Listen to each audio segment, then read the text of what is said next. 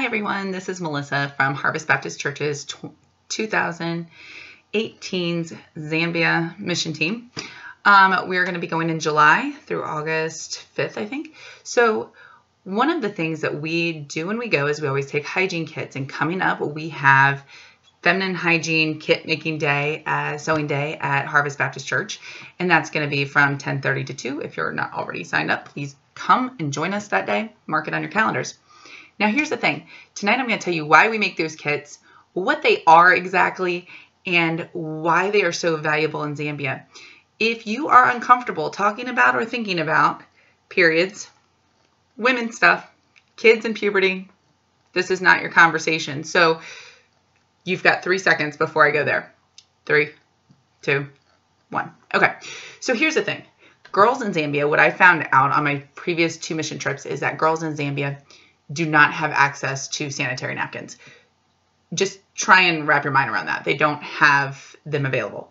If they were available, they would be too expensive to use, or they would be located too far away from rural areas of Africa, in Zambia, where we are doing our ministry. So these girls don't have access to basic hygiene. So a lot of times in these rural areas, attendance in school drops after 5th grade, which means that these girls are missing 1 week of school a month, every month, for the time they reach puberty. So how well do you think they do in school, right? So a lot of times they end up dropping out of school because they can't keep up with their classwork and they're not able to go to school during those weeks.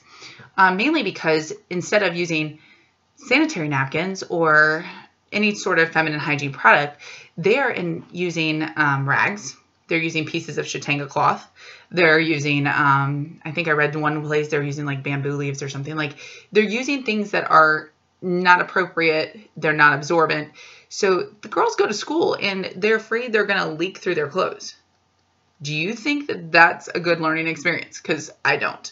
And when I think about, everybody knows I've got the 2 girls, and if they had to miss a week of school every single month for something as basic to their feminine condition as their period, I'd be pretty fired up about it. So if we want to help these girls make it through school and have a chance at a brighter future, we have to fix the basic physical need of feminine hygiene.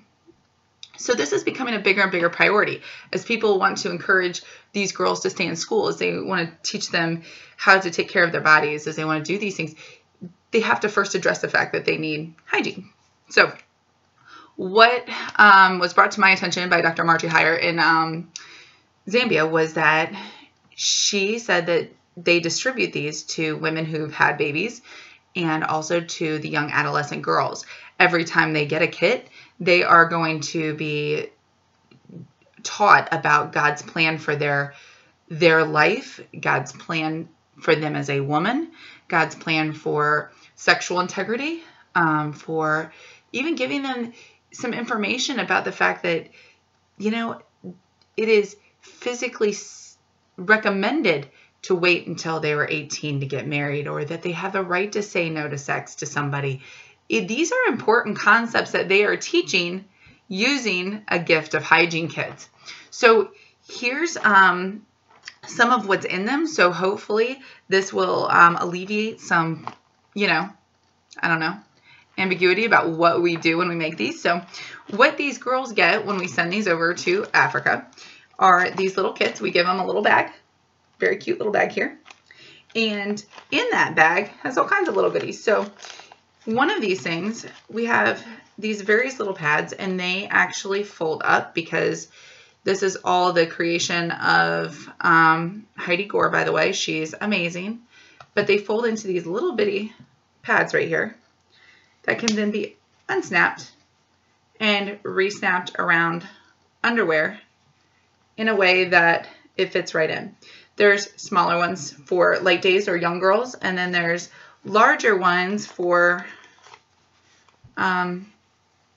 as they get older, or they need it for bedtime or whatever. Okay, so you've got these longer pads. Well, you notice that these are bright colors, right? That's not how American made pads are, right? Well, that's so that they can be hung right on the wash line and there's no stigma attached to them. The bright colors also help to avoid any staining, so that then there's no stigma attached to them. When these are hanging on the line, they should look like a washcloth, right? Kind of a brightly colored washcloth, but it should look like a washcloth. So we also send them a third pad, and this one is really cool because it's got an actual like insert.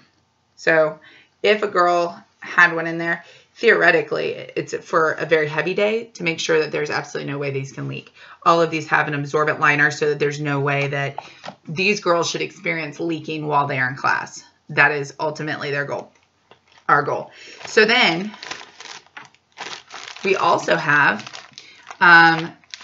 soap to help them stay clean and also to clean their pads. And then also some underwear, just in case they don't have any. They might not. So we send them some. And then there's a little pack of shampoo, I think, just to help with cleaning. And for a little comb and a washcloth. So they keep all of these things. And then what they can do with their little bag here, right? And their stuff. Let's say they take this stuff out when they get home. They've got a little bag that they can put any soiled pads to keep it separate from their bag, right? Or we also enclose a Ziploc bag, big one.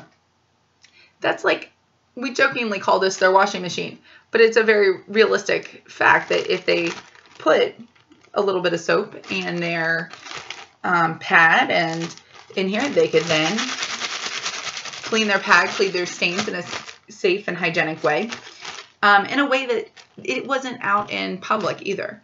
And if they wanted to store their pads in here and then put them back in their bag, they could carry them around to class and everything without anybody knowing what they had with them. This is important for them because they don't want that stigma. So this is what we're working on, and I do hope that you will come join us for sewing day, and I do think that this will be a very positive, fun experience. So that's what we're doing. Thank you.